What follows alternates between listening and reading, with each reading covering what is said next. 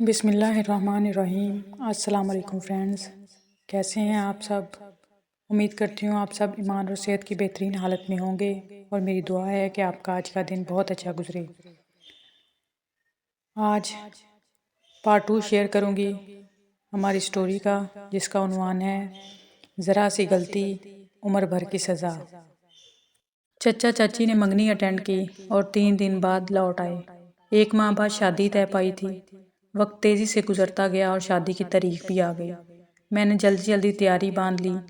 जाने से पहले 2-3 बार अयान ने अशारतन कहा कि मुल्तान में सख्त गर्मी है, कहीं बच्चे बीमार ना पड़ जाएं, अच्छी तरह सोच लो। मगर मैं तो तपी हुई थी, गुस्से से बोली, सोच लिया है, भाई की शादी है और मैं तो जाऊंगी। मैं ना जाऊं ये कैसे हो सकता है? आपके भाई की शादी होती तो क्या आप छोड़ देते? वो चुप हो गए। अयान को 2 दिन से ज़्यादा की छुट्टी नहीं मिल रही थी। मैं कुछ दिन पहले जाना चाहती थी, तो मैंने अकेले जाने की ज़िद पकड़ ली कि बहन हूँ, पहले भी किसी फंक्शन में नहीं गई, अब कुछ दिन पहले जाना तो बनता है ना। अयान ने 1-2 बार समझाया मुझे, पर मेरी बार बार ज़िद करने पर मेरी बात मान गए। हमने तैयारी बांधी और अगले दिन अयान हमें मुल्तान के लिए बिठाने रेलवे स्टेशन ले गए। हमें हमारी सीट दिखाते हुए बोले, मैंने तुम्हारे अब्बू को फ़ोन कर दिया है, वो स्टेशन से तुम्हें ले लेंगे, मैं मेहंदी वाले दिन आ जाऊंगा। मैंने जवाब दिया कि ठीक है, आप अपना ख्याल रखना। मैं खुशी खुशी अपनी सीट पर बैठ गई। किसी किस्म का खौफ नहीं था, जबकि अयान मुझे अकेले भेजने पर फिक्रमंद थे। चाचा चाची फ्लू का शिकार थे, इसलिए वो भी नहीं जा सकते थे साथ। बहरहाल ट्रेन चलने लगी। अयान बच्चों को मिलते और मुझे खुदा हाफिज कहते ट्रेन से उतर गए। मेरा बेटा 3 साल का था और बेटी 1 साल की। जगह की तंगी की वजह से साथ बैठी औरत ने मेरे बेटे को अपनी गोद में बिठा लिया। वो मुसाफिर औरत की गोद में सो गया, जबकि बेटी को मैंने अपनी गोद में सुला लिया। 2 घंटे बाद ट्रेन रुकी और मेरी बेटी रोने लगी।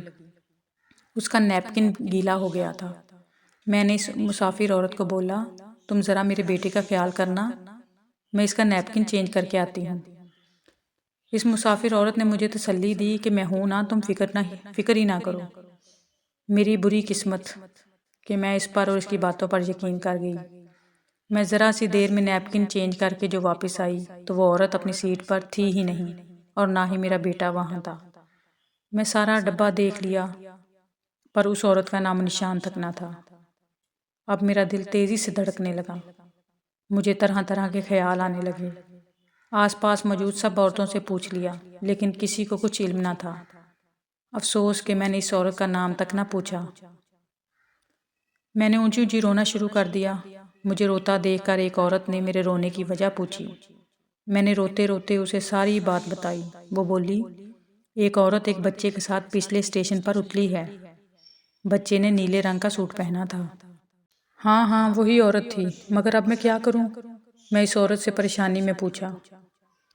इसने मुझे कहा, जंजीर खींचो, ट्रेन रुक जाएगी। मैंने ऐसा ही किया। जंजीर खींचने पर ट्रेन का मुतलका अमला आया।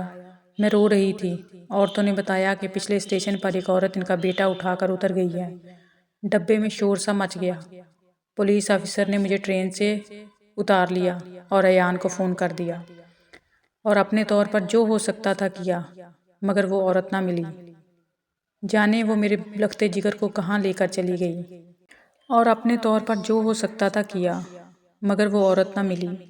जाने वो मेरे लखते जिगर को कहाँ लेकर चली गई। मैं अयान को क्या जवाब दूंगी?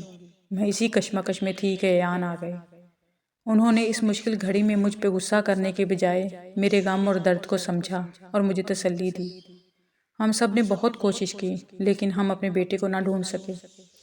ये एक ऐसा जख्म था जिसने मुझे जीते जी मार दिया।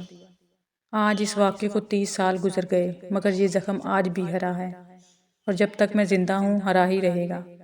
मत पूछिए कि अयान का क्या हाल हुआ। आज ज़माने भर की खुशियाँ, तमाम सहूलतें हमारे पास हैं, लेकिन मेरे बेटे की जगह कोई शय ना ले सकी। काश मैं अकेले जाने की ज़िद ना करती। काश मैं अयान की बात मान लेती तो आज हमारा बेटा हमारे साथ होता। मेरी ज़रा सी लापरवाही हमारे लिए उम्र भर की सज़ा बन गई। ओके फ्रेंड्स, आज के लिए इतना ही। इंशाल्लाह फिर हाजिर होंगी एक नई वीडियो के साथ। तब तक के लिए खुश रहें, आबाद रहें, अपना और अपने प्यारों का ख्याल रखें। अल्लाह हाफिज़।